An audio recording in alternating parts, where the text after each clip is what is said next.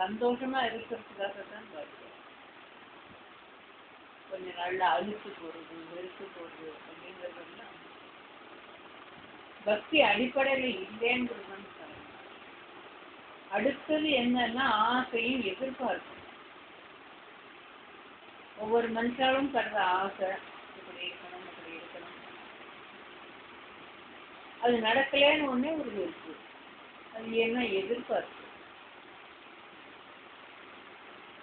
எதிர்பார்ப்புன்னு வேண்டாமே, பகவான் கொடுக்கறத ஏத்துக்கிறது அப்படிங்கறது வச்சுங்க அந்த வருத்தம் வராது. சரி, பகவான் இவ்வளவு தூரம் மூளையை கொடுத்துருக்கான், அதனாலதானே உங்களால எல்லாத்தையுமே செய்ய முடியாது. அதுக்கு நீங்க தானே ஆசைப்பட்டீங்களா?